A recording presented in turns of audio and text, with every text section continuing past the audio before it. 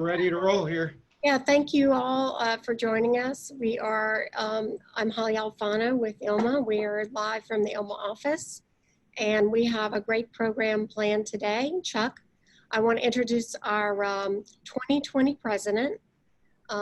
He's with American Oil, and he's had the unique opportunity, I guess we should say, to serve as the ILMA president during a pandemic. So we now call him COVID Chuck.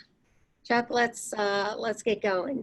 Okay, Holly, thank you very much. My name is Chuck Decker, obviously. I live in New Jersey, so this was a complicated thing to get up and running, but we are. We lost power for the last few days, and they're talking another 4 days or so. But I want to welcome everybody to LubeTrends. This is our third virtual town hall. They've been very successful. This one is automotive, ag, and construction. And we're excited to have over 400 participants signed up for this town hall. Also today, we want to thank Tolstar for sponsoring the event, and we'll talk a little bit more about that. But one thing we want to do before we get started on the program, I know our staff is working very, very hard at the office to get the meeting up and running in Florida. But we are getting a lot of questions and people wondering what's going on with the situation in Florida. And is ILMA considering canceling, which we don't want to have happen. But so Holly, I'd like you to maybe talk a little bit about our situation right now. Sure. Like Chuck said, we have been getting that question a lot, and we are moving forward with our meeting plans, but closely watching the situation in Florida. Over the past couple of weeks, the number of new COVID cases in Florida is actually declining. And I keep thinking that that's good news. I'm hoping that Florida is starting to flatten the curve. Right now, we are almost exactly 12 weeks out from the meeting. So it's a little bit too early to make a decision about the need to cancel. That decision, of course, would be made by ILMA's board of directors, but it's a bit too early to call. I would say in another 4 to 5 weeks, we will announce a decision, one way or the other. It's looking better all the time, and we're moving forward as if the meeting is a go. Also, Holly, there's been a lot of questions about the meeting, and one of them is, will refunds be given if the meeting is canceled? How is that going to work? Yes. I want to say right now you have nothing to lose by registering for the meeting. The registration will be fully refundable, and attendees can cancel their hotel reservation up till 3 days before the meeting starts. So if you think you might want to be there, and so far we have about 415 people who are planning on being there and have registered, I would recommend you go ahead and register. Go to the ILMA website and register. So Holly, with that, what's going on down in Florida with the hotel planning and safety, and how would it work if the curve flattens and it's a go? How are we going to plan? Well, I've got to say, the hotel and the whole process of having meetings, hotel industry has really changed overnight. And Boca Raton Resort is a Hilton property, and they have been leading the way on implementing new policies to make your stay at their properties clean and safe. You can read online about the Hilton Clean Stay program. From ILMA's perspective, of course, we are looking at the meeting in a totally different way, incorporating social distancing, but in a way that still allows for networking, personal interaction, and of course, fun. So if the meeting goes forward, and I think it will, you can count on it being a great meeting and a really good time. Well, thank you, Holly. And if anybody ever has any questions, feel free to email uh, the ILMA offices. Hey, Jeremy. What's going on, COVID Chuck? Nice to Hey, see you. man. Good to see you, buddy, down there in Houston. Hey, we want to thank Tollstar once again for sponsoring this event. Our sponsors are so important to our organization. So all of you out there, we thank you, but this one is in Tollstar's hands. And Jeremy, I'm going to let you take over from here. Jeremy's going to introduce the panelists and introduce what we're going to do today. Jeremy, take it over, buddy. Okie doke. Thank you, COVID Chuck. Tollstar is proud to support ILMA in this initiative today. We actually have 4 panelists with great expertise in issues surrounding the automotive, agricultural, and construction segments of our industry. Today's panelists include Nathan Siebert with GM, Stephen Best with Chevron Oronite, Dan Pridemore with Afton Chemical, and Dennis Batchelor with API. Nathan Siebert has worked for GM for 21 years and is currently the engineering group manager for fluids and lubricants at General Motors. His major responsibility is the oversight and development of and implementation of lubricants and fluids within GM, including the Dexos engine oil and Dexron transmission fluid specifications. He is GM's voting member for ILSAC and a member of the ASTM Test Monitoring Center's Executive Committee. We welcome Nathan. Our next panelist is a former colleague of mine, Stephen Best. Stephen is the automotive engine oil product line manager for Chevron Oronite's Americas region. Throughout his career, he has been involved in launching countless new products for Chevron Oronite, including the latest additive technology for PCMO, including GF6 and Dexos1, as well as HDMO tractor transmissions, outboard engines, motorcycles, anti-wear hydraulic systems, gear oils, and stationary natural gas engines. Our third panelist, Dan Pridemore, has over 30 years of experience in automotive and commercial lubricant formulation, technical service, and OEM relationship roles with Afton Chemical Corporation and a major oil marketer. Within Afton, Dan's roles have included OEM Liaison Manager, Director of Customer Technical Services, Research and Development Director for Engine Oils, and his current position as North American OEM Relationship Manager. We welcome Dan.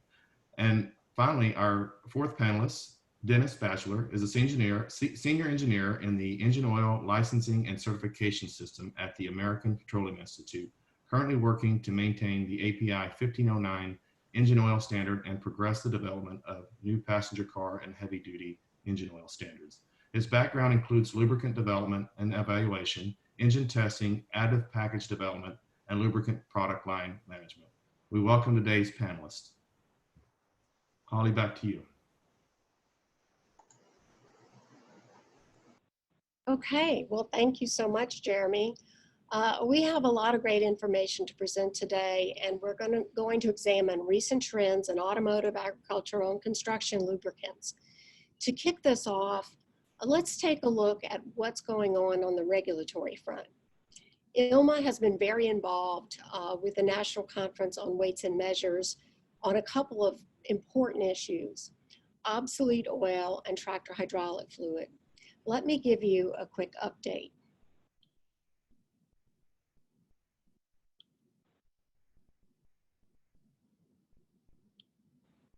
Oops, we got Dennis there back there.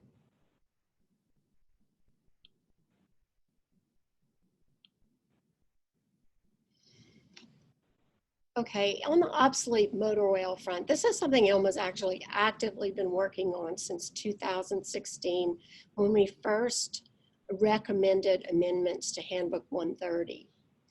We were on the verge of a vote that was supposed to take place in July of this year at the NCWM annual meeting, but unfortunately, because of the pandemic, the meeting got continued until January 2021, and it is set for a vote, when we expect a favorable recommendation. What this does is it moves the SAE J183 cautionary statements to the front label of the container, the front of the container for obsolete categories. So a clear statement on the front would be required for products that no longer meet an API service classification. So it would make it illegal to misrepresent viscosity, API category, or OEM spec.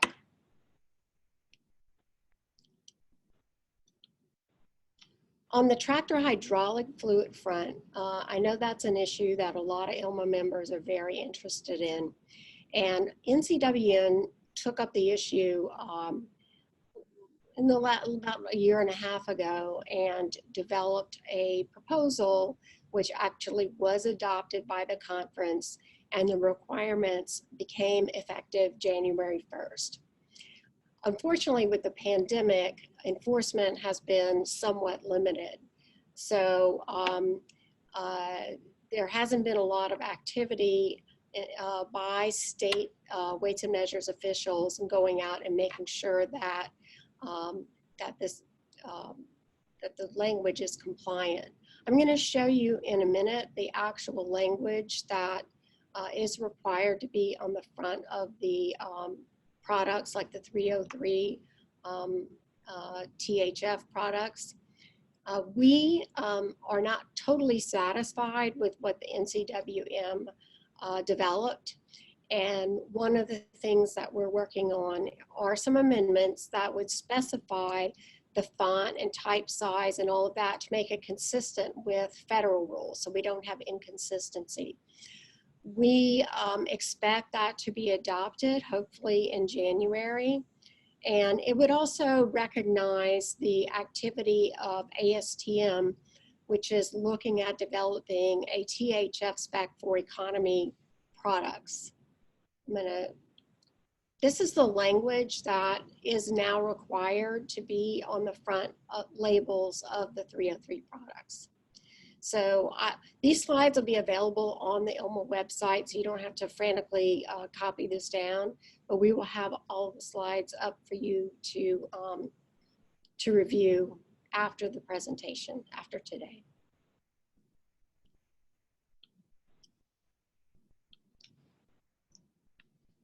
So let me start out with Steve. Steve, can you, there you are, coming up here. Steve, a couple questions on the THF topic. What do you think about the ASTM subcommittee's efforts to develop a generic THF economy grade spec for older tractors? Well, first of all, thanks, Holly, and I really appreciate being part of this panel. So, very effective way to communicate. So thanks for allowing me to participate.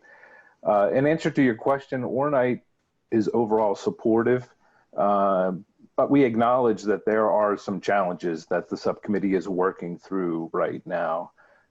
In terms of being supportive, we have a member on the subcommittee, John Huron. He is a research engineer and an OEM liaison, works out of our San Antonio office. And San Antonio, as many folks know, is where there's a lot of independent test labs that do tractor hydraulic fluid testing, and Ornite as well has capability for tractor fluid testing in San Antonio. And we're supportive and bringing insight into helping the development of that category. And I think it's key to develop that spec to provide clarity around what is performance expectation of an economy grade THF. Because THF, tractor hydraulic fluid, while hydraulic is a significant portion of that name, really a THF is a common sump fluid that has to protect gears, final drives, provide durable friction performance, as well as hydraulic pump performance. So, and there are many other attributes. So, you know, there has to be some standard when you start looking at when you label a product as a tractor hydraulic fluid used in common sumps, the expectation that it delivers performance in a common sump. So that presents the challenge, right? Right. It's not simply a an ICP metal evaluation or even a viscometrics, there's other performance categories, performance expectations of that fluid. And that's what's being debated, like not necessarily have an inspection plan or inspection tests that are overly expensive or prohibitively expensive, but can effectively define what a tractor hydraulic fluid is. And that's what the team is working through right now. But yeah, we're very supportive of that and hope to have some definition in terms of performance and in terms of a test sequence that can help us make sure that a THF meets at least some performance level for a common sump application. As I mentioned before, the handbook 130 amendments on THFs were effective January 1st. How has Oronite seen the market for 303 THFs change over the last few months, if at all? So the handbook, as you just described, gives a good definition for the labeling and identification of a tractor hydraulic fluid, and there's a good definition, tractor hydraulic fluid. It's a product that's intended for use in tractors with a common sump for transmissions, final drives, wet brakes, axles, and hydraulic systems. In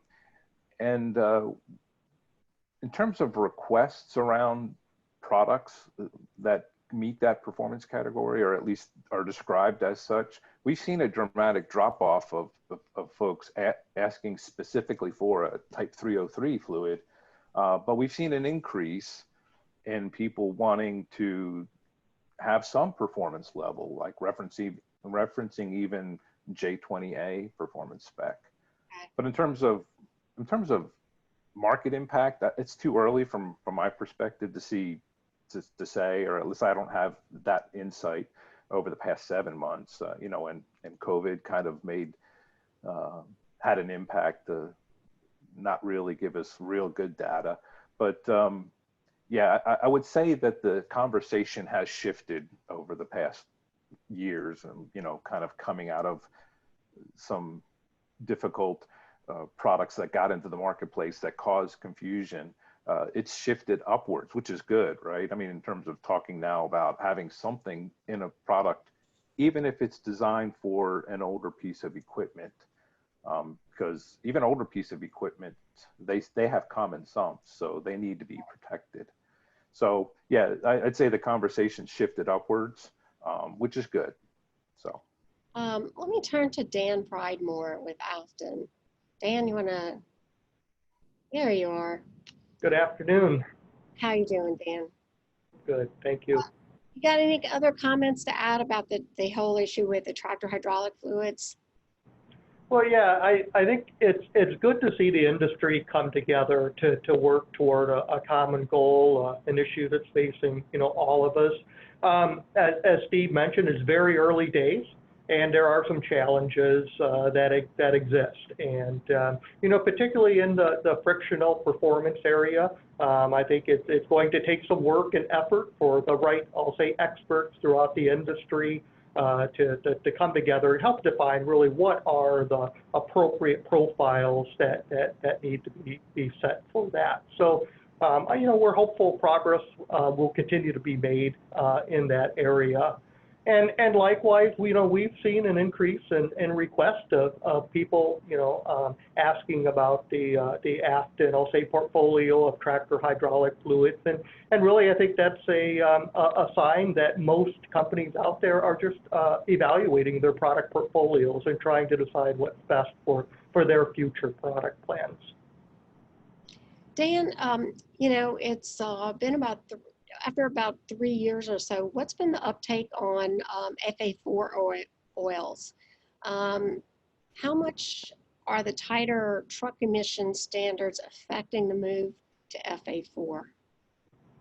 Yeah, great question, Holly. So the uptake on FA4 oils has been a bit lower than expected, I'll say.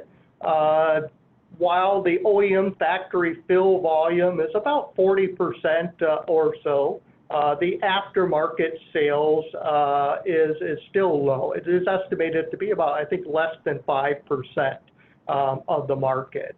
And I think that the key challenge with the uptake of FA4 oils is the fact that the fleets want a single oil that they can use across their broad spectrum of equipment in order to prevent misapplications for it. And unfortunately, you know, the fleets have a mixture of engine types and different ages that they have. You know, not all OEMs allow backward compatibility or recommend the use of FA4s in the engines. We hope that'll increase in the future. And additionally, you know, a lot of the fleets have to lubricate their refrigerant units and auxiliary power units, and a lot of that equipment does not recommend the use of FA4 oils today either. The on-road emission standards, you know, I think they are driving a need for improved fuel economy, which in turn will reduce the carbon dioxide emissions, and we'll see a tightening of those regulations as we go through 2027. But I think as those get implemented and as we see a greater percentage of newer engines in the fleets, you know, we're hopeful to see an increase in the uptake of FA4 oils going forward. Okay. How about heavy machinery? What are the latest developments to reduce environmental losses of lubricants from heavy machinery, such as bulldozers, earth movers, and so on construction sites? Sure. Yeah, the OEMs and fleets, you know, recognize that losses and leaks, you know, are an issue. You know, as we go forward, as hydraulic pressures, you know, increase on this equipment, seals, connectors, hoses, all the above are going to become critical system components. And the OEMs and the tier ones are looking closer at this area.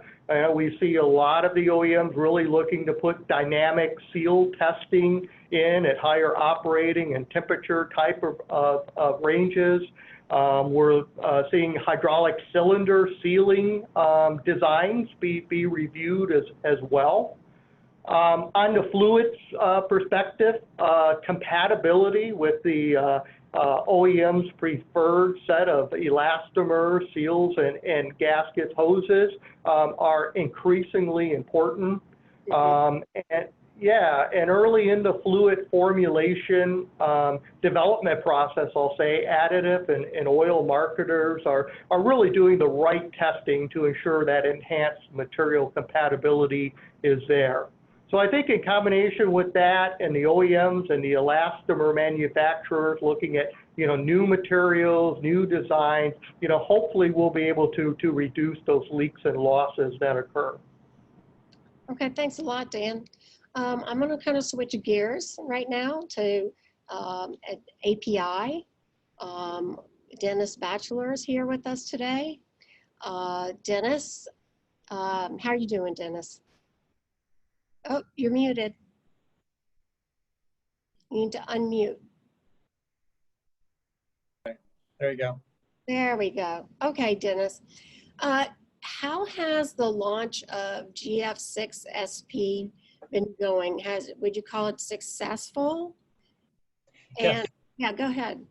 Yes, the launch of ILSAC GF6 API SP has been very successful. On May 1st, all the licensees were updated and listed in the API engine oil license directory. All the planning and preparation that API did were effective and provided a successful launch. There were no major problems or system outages. The EOLCS system published the licensed products to the directory on May 1st, and the license certificates, the proof that the product is licensed, were updated and ready for downloading. A key to the successful launch of the ILSAC GF6 API SP was that the companies could submit their new engine oils starting in January of 2020. Okay. That gave us a bit of a head start. This made it possible for us to flip a switch to have them all appear on the EOLCS license directory on May 1st. API was up late on April 30th, reviewing and approving recent applications so that all licensable products were approved before the first use date of May 1st for API SP and GF6.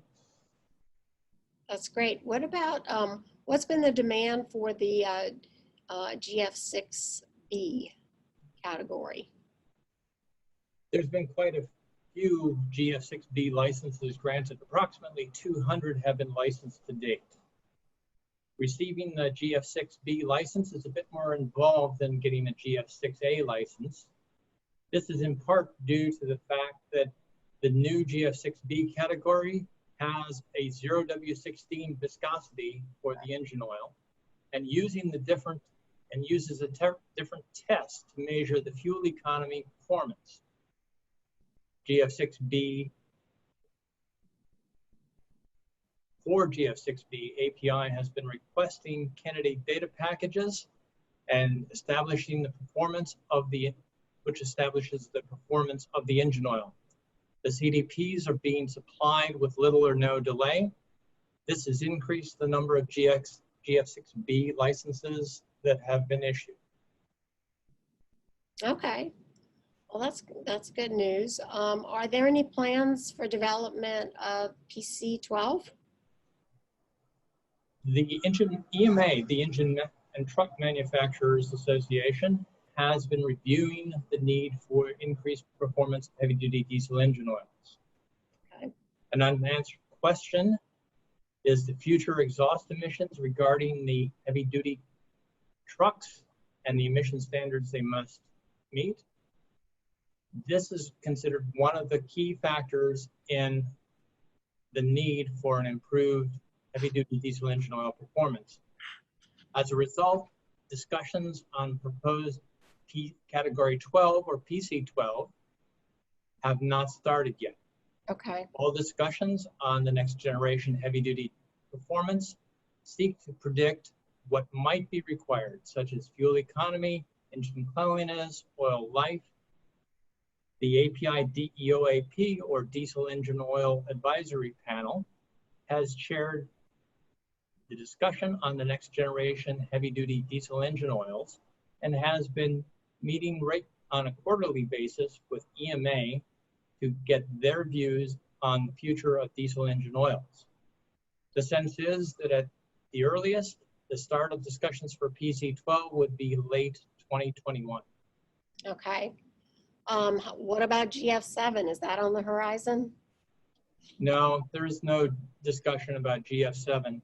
ILSAC GF7 is definitely not on the horizon at the moment. The auto industry is still in the process of introducing GF6A and GF6B. The only passenger car motor oil discussions which have taken place are focused on a used oil LSPI test. This is to better address the low-speed pre-ignition performance of the engine oils. This could lead to possibly establishing an SP Plus performance category in the future, but no discussions are proceeding at the moment. Okay. You know, I think there's been a lot of talk about the process, the development process for specifications. What is the status of discussions on changes to that process for both PCMOs and HDEOs? The Lubricants Performance and Development Review Group is currently concluding their efforts. The process is returning to the open panels of the API Lubricant Standards Group. There may be some improvements or changes to the Auto Oil Advisory Panel, which develops passenger car motor oils, and the Diesel Engine Oil Advisory Panel, which develops heavy-duty diesel engine oils. But those changes are still being decided.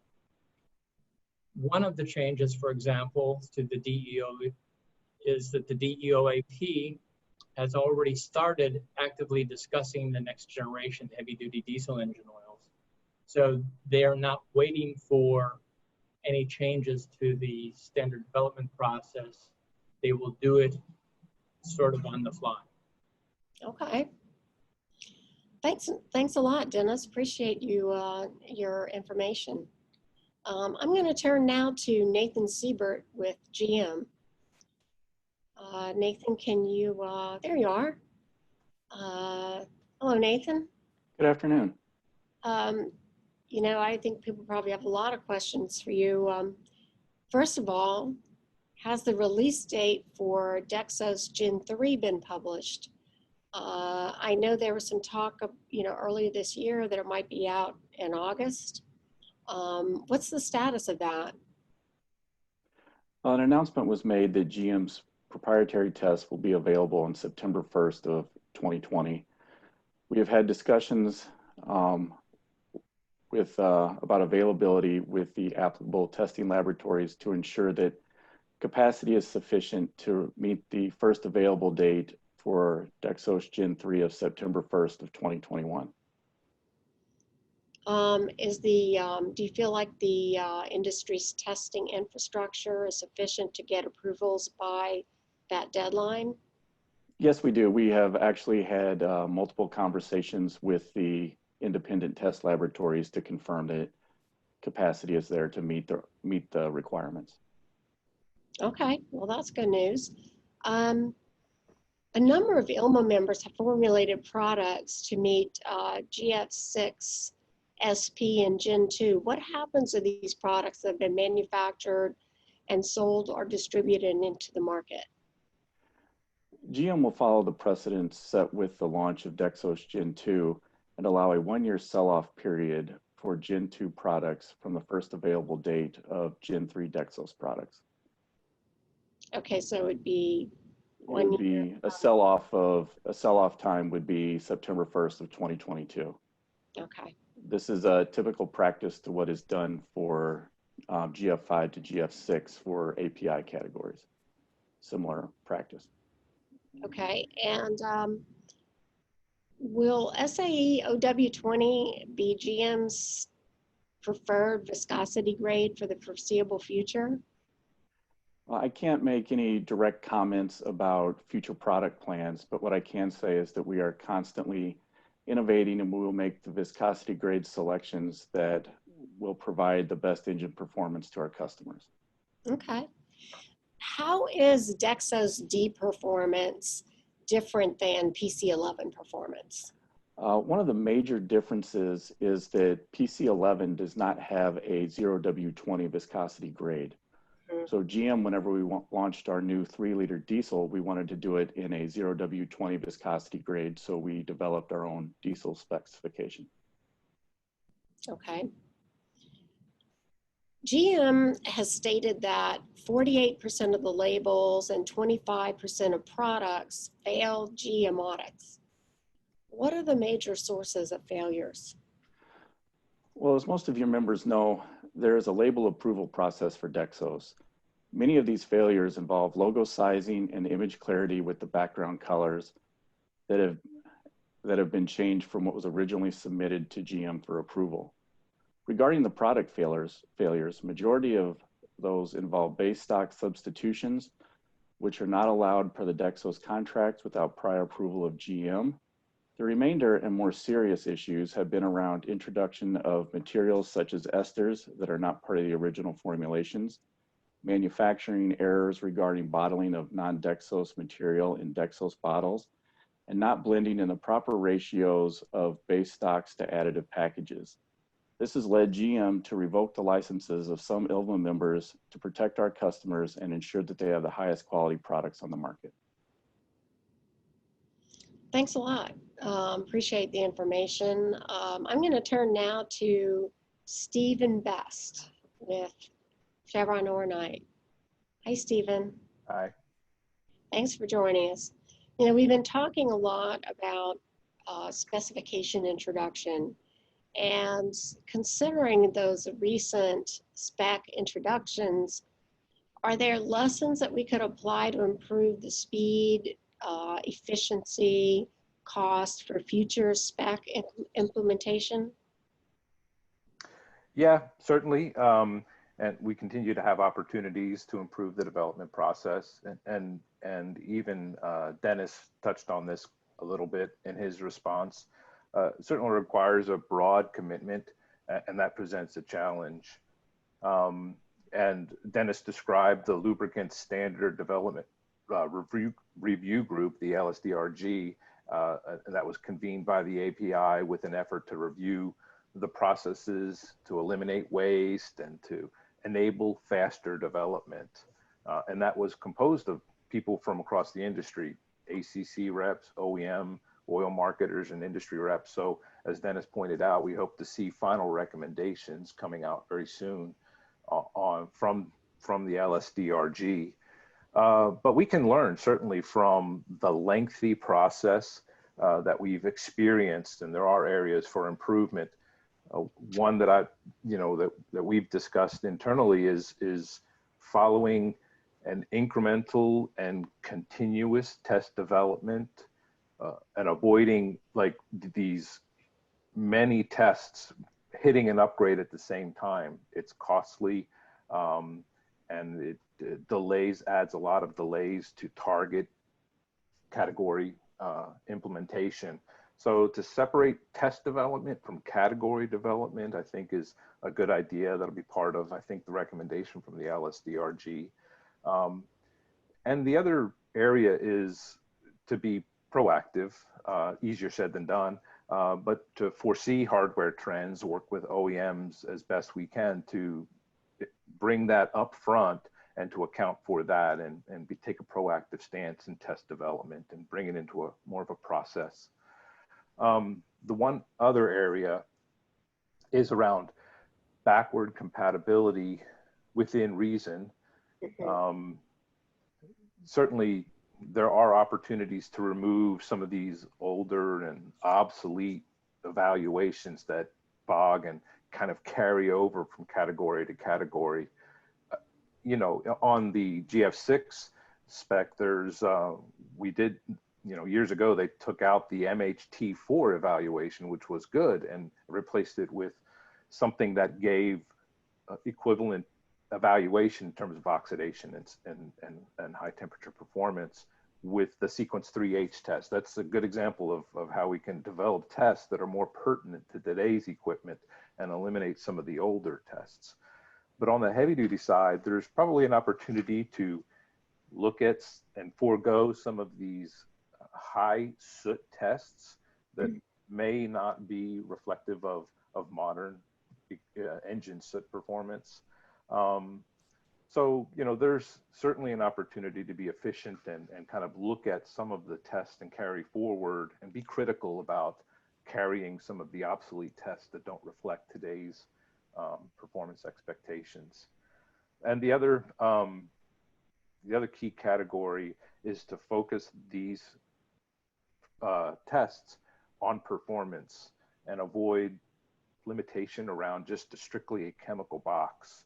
For example, the GF6 development, let's say, with looking at LSPI as a performance category, performance test, or chain wear tests, to look at the performance as opposed to strictly just a chemical description of what that lubricant should be. I think it's a better way and a more pertinent way to actually deliver the lubricant performance, is to focus more on performance as opposed to strictly a chemical box.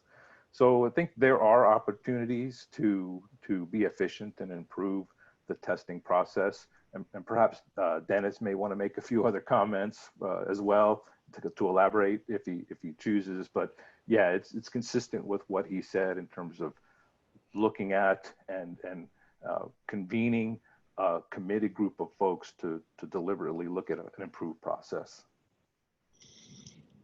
What do you think, what trends in the industry will impact additive formulations, lubricant additive formulations for PCMO and HDMO? What do you see in the future? Yeah, a lot of it's been kind of kicked around and already in our conversation around regulatory pressure to reduce emissions and improve fuel economy. Those are big drivers for the equipment that's being produced, and the lubricant that's needed to meet those requirements and still protect and prevent deposits and deliver performance for the new design. So in terms of emission reduction, the EPA and CARB are implementing further regulations, particularly around exhaust gas emissions, particulate matter, NOx. On the passenger car side, trends that we see in Europe and China, the use of gas particulate filters, GPF, it could be implemented here in North America. That could be something that impacts, what the lubricant might need to look like to address and work in that environment, addressing the GPF use. And then similarly on heavy duty side, California Air Resource Board and the EPA are working on initiatives, and where that will land is still uncertain. I think as Dennis or Dan had mentioned, they're certainly looking at lower NOx, and the EPA has a cleaner truck initiative, and they're looking to extend the full useful life of their after treatment systems. So if that could significantly impact potentially the expectation of the lubricants. Not to say that current lubricants won't work in those applications, but it's something we have to be considering and working towards and understanding. Okay. On fuel economy side, we had mentioned lower viscosity. Right. Yeah, the 0W16 that Dennis had mentioned, the higher level of 6B certification out there. There's certainly a growth of lower viscosity on the heavy duty side, a trend toward 10Ws. We talked a little bit, Dan talked a little bit about FA4 and the potential growth for that low viscosity. So those are also trends that'll impact future lubrications. Taking a step back and looking a little bit more broadly at the big picture, actually this morning I read an article in one of the publications that said that the fleet is now 12 years old, like average vehicle on the road. People are keeping their vehicles longer. They believe that COVID had a lot to do with that. And also the number of new cars on the road has dropped from 6% to 5%. So there are a lot of changes going on in the marketplace and in the world because of COVID-19. What do you see in terms of trends taking place, such as increased ride sharing, the growth of battery electric vehicles or hybrid electric vehicles, increased miles driven per year metric, all of that? What is Oronite's view on some of that? I think the overall industry has seen this, and certainly there's been an impact of COVID, and we've talked about this perhaps in the previous town hall, a negative impact on ride sharing, people choosing to social distance as opposed to ride share. That was a trend that was increasing through 2019 and certainly taken a step backwards.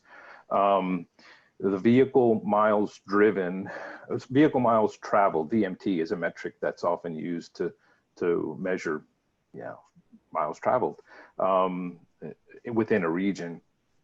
And that's certainly taken a dip as everybody's commuting, or not commuting, actually working from home. And everybody saw, most people from passenger cars saw this huge dip in the second quarter and starting to recover here later. Perhaps the upward trend or recovery trend is linked to people not ride sharing, using more cars to travel or to vacation because the air traffic has dropped quite substantially. So certainly there's some recovery, but it won't get back to where it was by 2019 and the trends we saw in 2019 anytime soon. It could have a permanent impact if people work from home. There might be a permanent work from home. I read an article that Google has just announced that their employees will work from home until the middle of next year. So that further delays, you know, vehicle mile travel. On the trucking side, however, it's not as impacted relative to, we haven't seen it. It has been depressed, however, but it depends on the application, like freight delivery for hotel services and restaurants, that's certainly depressed, but healthcare, medical needs, freight delivery around that has increased. And then grocery delivery is kind of give and take, except for maybe the beginning of the pandemic where there was freight delivery to restock, panic buying. But yeah, so in freight, on the heavy duty side, it's been less impacted, but certainly depressed. And we'll see how that fares, because it's often linked to consumer buying and transfer of goods. So we'll see if that rebounds or if there's an impact financially on continued growth. In terms of other areas like battery EV equipment, I don't think it's too early to say in terms of an impact. I mean, certainly everybody's been impacted in the second quarter, but if it's a lasting impact on pullback or use of EV, it's too early to say. Expect that it probably will resume with earnest to meet emission standards that we have talked about.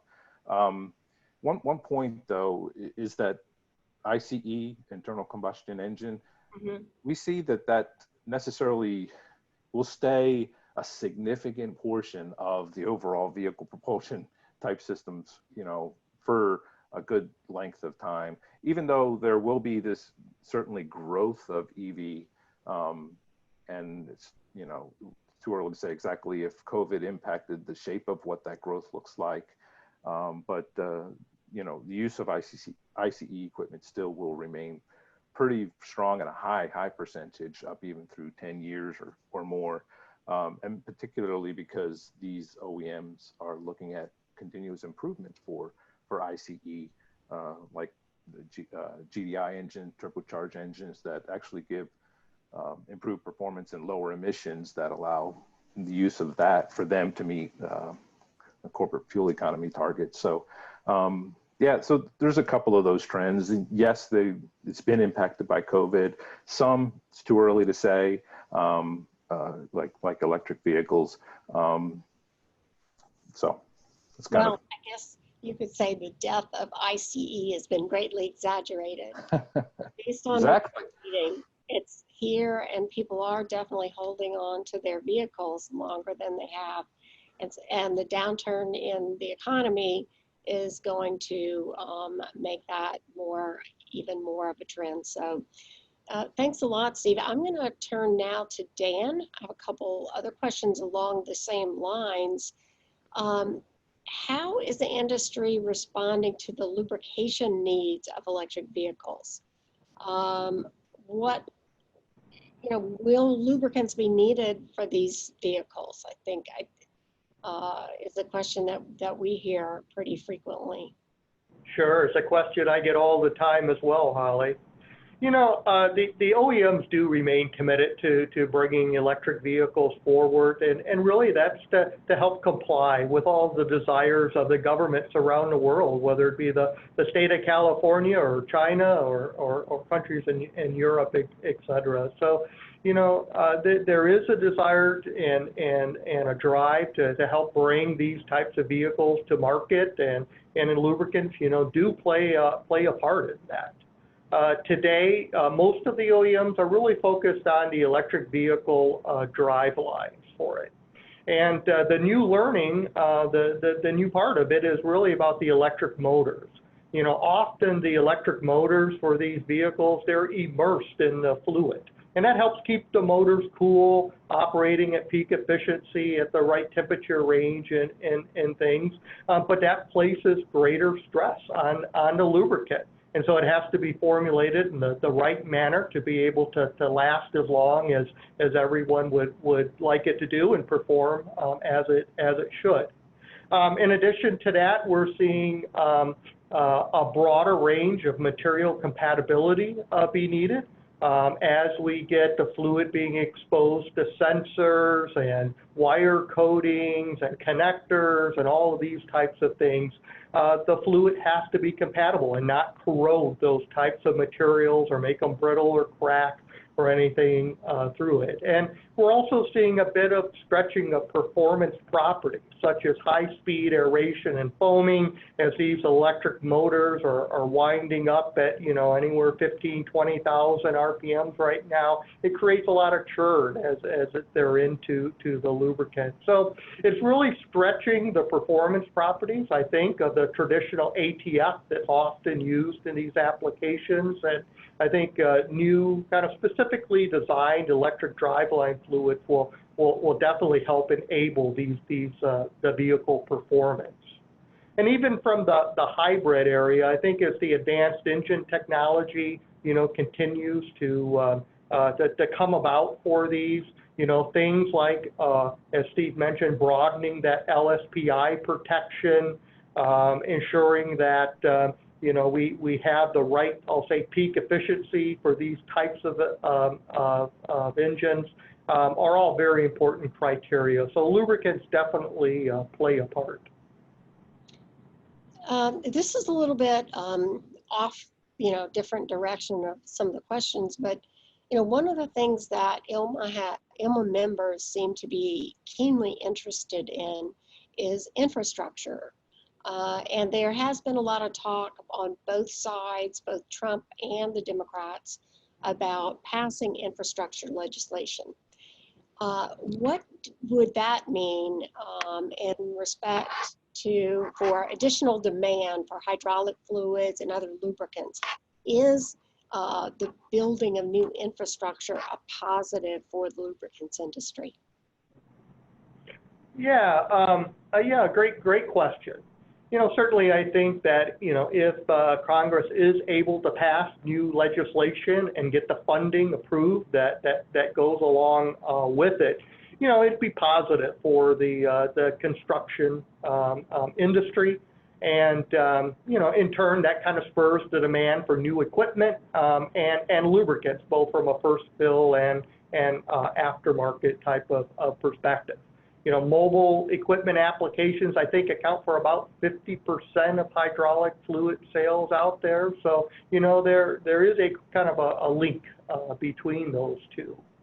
As always, right, with legislation, you know, there's always well, you got to think about it's going to take some time if this legislation gets passed to be implemented at the state level. That's usually where most of the work gets done.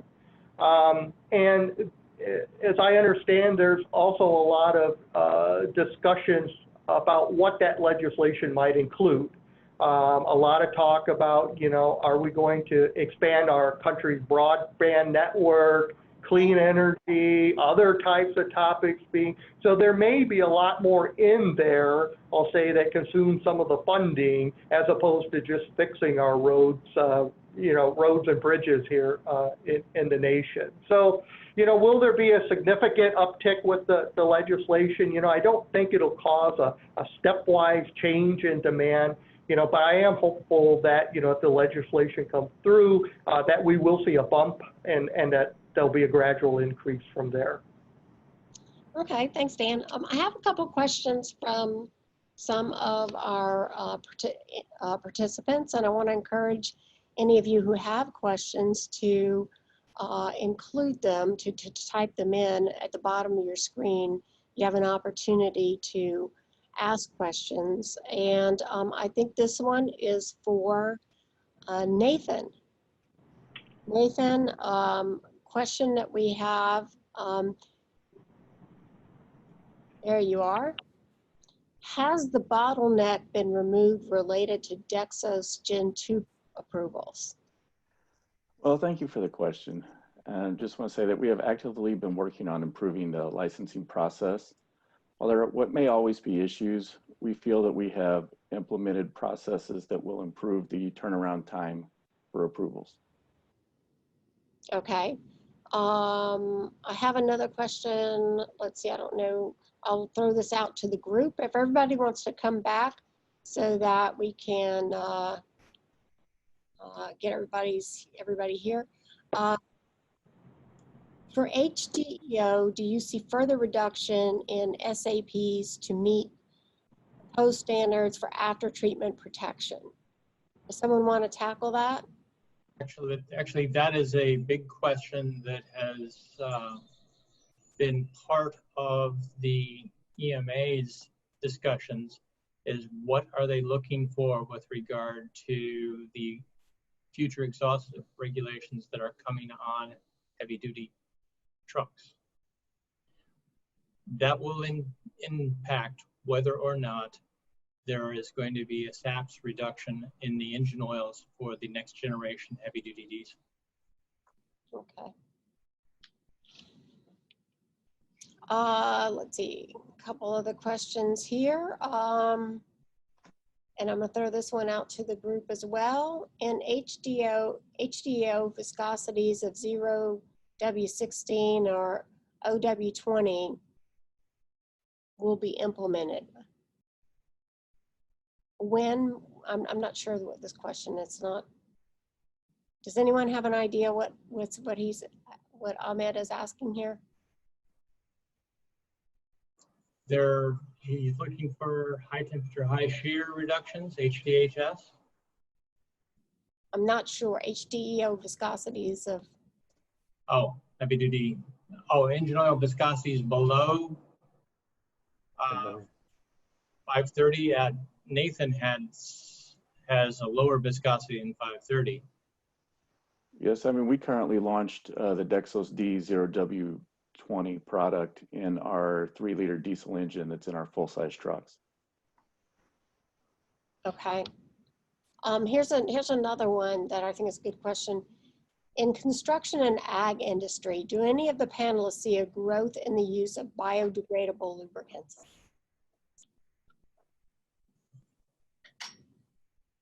Well, this is Dan. I guess I'll take a stab at that. So I think interest in the biodegradable types of lubricants continues, I'll say, to grow. I think that there are a lot of interest by the OEMs of how do they reduce the potential losses and leaks that we talked about earlier, that if they do occur, what's the way to minimize the environmental impact of that. So I think from the big picture perspective, there is interest in seeing more products and growth in that area. I think the challenges really come with convincing the fleets that they're going to be able to use these products and still expect the same durability and life and such that they have from conventional lubricants today. Okay, Nathan, I do have another question for you from the group. When will GM publish Dexos Gen 3 final performance specifications and limits? We have set all the final limits and we have submitted that to our internal review process, which tends to take a few months to get through. So we're looking at possibly by the end of the year to have that published. Okay. Another one for you. Is Dexos D licensing open to independent manufacturers? Yes, it is. They just need to contact whether it be their additive companies that they have an approved additive package to make the blend, or that they contact whatever oil marketer they may work with to repackage product. But it is open to anyone. Okay. And this is for Dan. Do you anticipate a new EV specification lubricant like ATF's standard? So I think that as the different OEMs evaluate their specific needs and their specific designs, that we'll probably see it evolve as more maybe OEM type of specifications first. Maybe sometime out in the future, a more common specification, on the driveline fluid type of side. But I really expect in these early days of the design and development, we'll probably move more toward OEM specific types of products. Okay, well, that's all the questions I have from the participants. And I am going to, Chuck, you want to take it away here? There you are. Yep. Hello, everyone, again. Yeah, I mean, I just want to thank, first of all, Holly puts a tremendous amount of time into these questions and works with the panelists on the questions, and the staff at ILMA, again, for doing such a great job on such a panel like this. It's not easy to do, and there are always little hiccups here and there, but you guys do a great job. It's very difficult to put these on. I want to thank our panelists. Without the panelists and without them being honest about the situations and being able to share technical, sometimes non-technical information, really helps our members to continue to make great products. And once again, our staff, as I always say, they're doing a very nice job for us during this period. Lastly, I want to bring Jeremy back on from Tolstar, our sponsor. Without our sponsors, these kind of meetings, don't have the same effect. So we want to thank our sponsor. And Jeremy, if you can pop back up and say a last few words before we end the town hall. Sure. Thank you, Chuck. On behalf of ILMA and COVID Chuck, thank you to each member for participating in the third virtual town hall.